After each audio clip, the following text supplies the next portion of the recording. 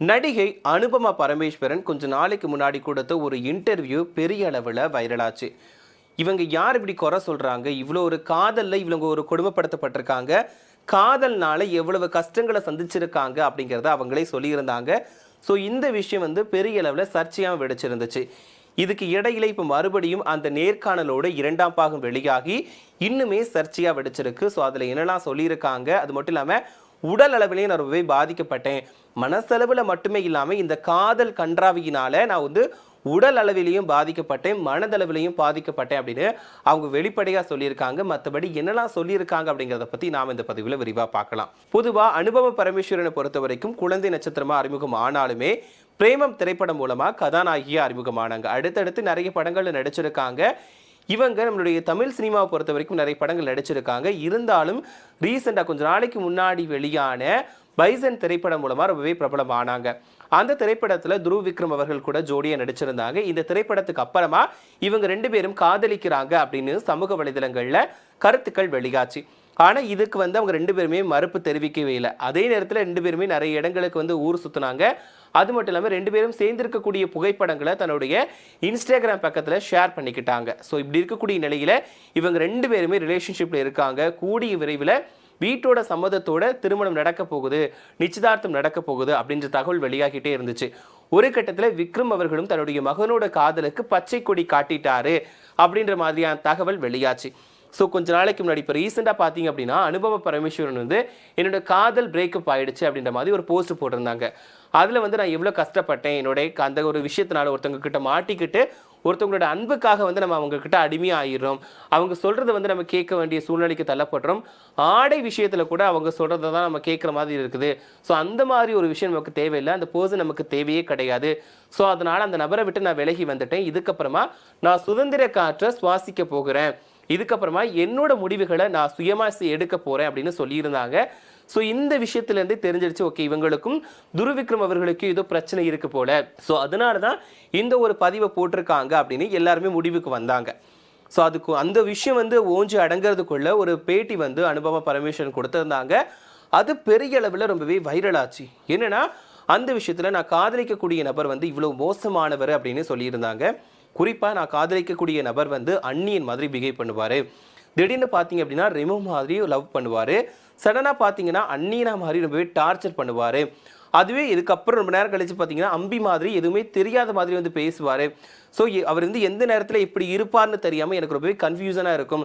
அது மட்டும் இல்லாமல் நான் அவர் ஏதாவது பேசணும்னு நினச்சா கூட கொஞ்சம் ரிஹர்சல் பார்த்துட்டு அவர் எப்படி ரியாக்ட் பண்ணுவார், அதுக்கு நான் என்ன பேசணும் அப்படிங்கிறத நான் ரிஹர்சல் பார்த்துட்டு போய் பேசக்கூடிய அளவில் இருந்தேன். ஸோ ரொம்பவே ஒரு டாக்ஸிக்கான ரிலேஷன்ஷிப்பில் நான் இருந்து அந்த காதலை வேண்டாம் அப்படின்னு சொல்லிட்டு தான் இப்போ வெளியே வந்திருக்கேன். அவங்கக்கிட்ட இருக்கும்போது நிறைய ரொம்பவே ஒரு டார்ச்சர் அனுபவித்தேன். எப்போ எதுக்கு எடுத்தாலும் குறைகள் இருக்கணும், எந்த விஷயத்துக்குனாலும் அவங்கக்கிட்ட நான் பெர்மிஷன் வாங்கணும், அதாவது படங்கள் நடிக்கிறதுக்கு கூட நான் அவங்கக்கிட்ட பெர்மிஷன் வாங்கணும் அப்படின்ற லெவலுக்கு போயிடுச்சு. ஸோ அது எனக்கு சுத்தமாக பிடிக்கவே கிடையாது. அது மட்டும் இல்லாமல் அவங்களுடைய குடும்பத்துக்கிட்டே என்னை இன்ட்ரோ பண்ணிட்டாரு. ஸோ நிச்சயதார்த்தம் வரைக்கும் அவங்க பிளான் பண்ணியிருந்தாங்க. நான் செஞ்ச நல்ல விஷயமே அந்த நிச்சயதார்த்தத்தை தடுத்து நிறுத்தது தான். ஸோ அதனால் இப்போ நான் ஹாப்பியாக இருக்கேன் அப்படின்னு மாதிரி சொல்லியிருந்தாங்க. ஸோ இந்த விஷயத்தில் அந்நியன் திரைப்படத்தை அவங்க உதாரணமாக சொன்னதுனால விக்ரம் அவர்களுடைய பையன் அந்நியனாகவே இருக்கிறாரு. அந்நியன் திரைப்படத்தில் விக்ரம் அவர்கள் நடிச்சிருந்தாரு கேரக்டரா, ஆனால் நிஜ வாழ்க்கையில் துருவ் விக்ரம் உண்மையான அந்நியனாகவே இருந்திருக்காரு அப்படின்னு துருவ் விக்ரம் கூட கனெக்ட் பண்ணி பேசியிருந்தாங்க. இதில் அனுபவ பரமேஸ்வரன் எந்த இடத்துலையும் துருவ் விக்ரம் அவர்களுடைய பெயரை பயன்படுத்தலை. பட் இருந்தாலும் சமூக வலைதளங்களில் ஓகே இவங்க 2 பேரும் தான் ரிலேஷன்ஷிப்பில் இருந்தாங்க, ஸோ இவர் தான் இந்த ஒரு கேரக்டராகவே இருந்திருக்காரு அப்படின்ற முடிவுக்கு எல்லாரும் வந்துக்கிட்டு இருக்காங்க. அதுக்கப்புறமா இப்போ பார்த்தீங்கன்னா மறுபடியும் 2வது ஒரு வீடியோ வெளியாகி இருக்கு, அவங்கள பற்றின வீடியோ. அதில் இன்னொரு விஷயத்த சொல்லியிருக்காங்க, நான் மனசளவில் மட்டுமே பாதிக்கப்படலை, உடல் அளவிலையும் ரொம்பவே பாதிக்கப்பட்டேன். இவர் பண்ணக்கூடிய டார்ச்சர்னால நான் இரவு முழுவதுமே அழுதுகிட்டே இருப்பேன், அழுது என்னோட கண்ணீர் சுரப்பிகளை வீங்கி போயிடுச்சு, அந்த அளவுக்கு என்னோட கொடுமைகளை அனுபவிச்சிருக்கேன். அது மட்டும் இல்லாமல் நான் வெளியே போகிறப்போ இந்த நைட்டு தூங்கலைனா கூட நான் ஒர்க்குக்கு போகும்போது அதை காட்டக்கூடாதுன்னு நினைப்பேன், சிரிச்ச முகத்தோடு இருக்கணும்னு நினைப்பேன். நான் அந்த மாதிரி தான் எல்லா நாட்களையும் நடந்துக்கிட்டு வந்திருக்கேன். நான் நைட்டு ஃபுல்லாகவே அழுவேன், எனக்கு ரொம்பவே ஸ்ட்ரெஸ்ஸாக இருந்துச்சு. அந்த ஒரு ரிலேஷன்ஷிப்பில் நான் மாட்டிக்கிட்டு அவ்வளோ வேதனைகளை அனுபவிச்சிருக்கேன். இப்போ ரீசெண்டாக கூட பார்த்தீங்க அப்படின்னா பர்தா திரைப்படத்தில் நடிச்சிருந்தேன். அந்த திரைப்படத்தில் ஹீரோ வந்து மேனேஜராக இருப்பார். ஹீரோவுக்கு வந்து ஹீரோ என்ன சொல்லுவாருன்னா, என்னை வந்து வேலைக்கு போகக்கூடாதுன்னு சொல்லுவார். ஸோ அந்த படத்தில் நடிக்கிறப்பவே எனக்கு வந்து ஒரு தாக்கத்தை ஏற்படுத்துச்சு. என்னன்னா, நிஜ வாழ்க்கையிலே நான் இந்த விஷயத்தை தான் அனுபவிச்சுட்டு இருந்தேன். கல்யாணத்துக்கு அப்புறம் இதெல்லாம் பண்ணக்கூடாது அப்படின்ற லெவலுக்கு வந்து அவங்க என்னை ட்ரீட் பண்ணாங்க. அது எனக்கு பிடிக்கவும் இல்லை. அதனால தான் அந்த பர்தா படத்தோட அந்த ப்ரொமோஷன் நிகழ்ச்சிகளை கலந்துக்கிட்ட போது கூட எனக்கு அழுக வந்துடுச்சு. ஏன்னா எனக்கு அந்த ஒரு கேரக்டர் அப்படி என் வாழ்க்கையில் நடக்கும்போது வந்து ரொம்பவே ஒரு அழுத்தம் ரொம்ப தாங்கிக்க முடியாமல் நான் அழுதுட்டேன். எப்போதுமே நான் வெளியே போகிற இடத்துல வந்து என்னோட எமோஷனலை வெளிக்காட்டக்கூடாதுன்னு நினைப்பேன், அழக்கூடாதுன்னு நினைப்பேன். ஆனால் அதையும் தாண்டி அது என்னோட ரியல் லைஃப்பில் நடக்கிறதுனால அழுக வந்துடுச்சு. எவ்வளவோ கட்டுப்படுத்த நினச்சேனாலும் முடியல. ஸோ அதனால தான் நான் அழுதுட்டேன் அப்படின்னு கூட அதில் அனுபமா பரமேஸ்வரன் வந்து அந்த பேட்டியில் சொல்லியிருக்காங்க. ஸோ இதுக்கப்புறமா பார்த்தீங்க அப்படின்னா நிறைய வந்து கனெக்ட் பண்ணி பேச ஆரம்பிச்சிட்டாங்க. ஒரு பக்கம் வந்து யார் பக்கம் தவறு இருக்கும், துருவிக்ரம் வந்து இவ்வளோ ஒரு மோசமான நபரா, காதல் அப்படிங்கிறதுனால ஒரு பெண்ணை இவ்வளோ டார்ச்சர் பண்ணலாமா, 2 பேருக்கும் பிடிச்சதானே லவ் பண்ணுறாங்க, அப்போ அந்த பெண்ணுக்குமே சுதந்திரமான முடிவுகள் எடுக்கிறதுக்கு உரிமை இருக்குல்ல, அப்படி இருக்கிறப்போ எதற்காக துருவிக்ரம் வந்து இப்படியான வேலைகளை செஞ்சுருக்காரு அப்படின்ற கேள்விகளையுமே சமூக வலைதளங்களில் நிறைய பேர் கேட்க ஆரம்பிச்சிருக்காங்க.